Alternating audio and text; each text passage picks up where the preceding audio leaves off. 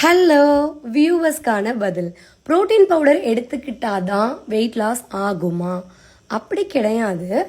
Actually ஒவ்வொரு பாடிக்கு ஏற்ற மாதிரி ஒர்க் அவுட், டயட், அவங்க எடுத்துக்கிற இன்டேக்ஸ் மாறும். நான் பேசுறது எல்லாமே என்னோட பாடி, என்னுடைய ஒர்க் அவுட்ஸுக்கு ஏற்ற மாதிரி தான்.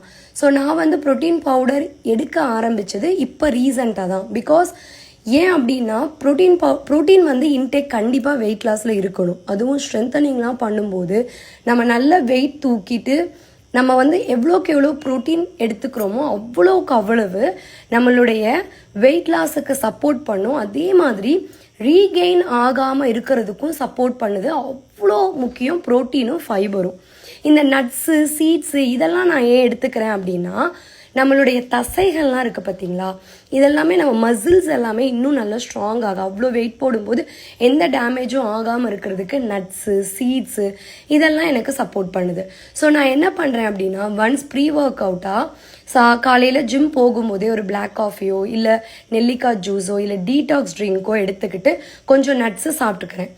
ஆஃப்டர் ஜிம் என்னால் ப்ரோட்டீன் எடுத்துக்க முடியாத கட்டாயத்தில் லைக் எக்கோ, சிக்கனோ எடுத்துக்காமல் இருக்கும்போது எனக்கு வேல்யூ ஆடடாக இந்த ப்ரோட்டீன் பவுடர் சப்போர்ட் பண்ணுது.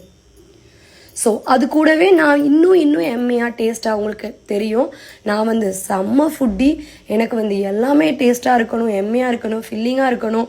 அண்ட் எனக்கு ரொம்ப ரொம்ப ரொம்ப கிரேவிங் அதிகம். ஸோ நான் அதை எப்படி கண்ட்ரோல் பண்ணணும்னு என் ஃபுட்டை நான் அனலைஸ் பண்ணி இதெல்லாம் ஆட் பண்ணி சாப்பிடும்போது எனக்கு கிரேவிங்ஸ் கண்ட்ரோல் ஆகுது. இன் மிடில் நான் தண்ணி கரெக்டாக குடிக்கிறதுனால எனக்கு ஹெவி பசி தேவையில்லாததை சாப்பிட மாட்டேன். முக்கியமாக மார்னிங் நாம் என்ன எடுத்துக்கிறோமோ அதுதான் ஹோல் டே நம்ம டயட்டை ஃபாலோ பண்ண சப்போர்ட் பண்ணும். இன்னும் நிறைய பேசலாம். Follow and comment for all details.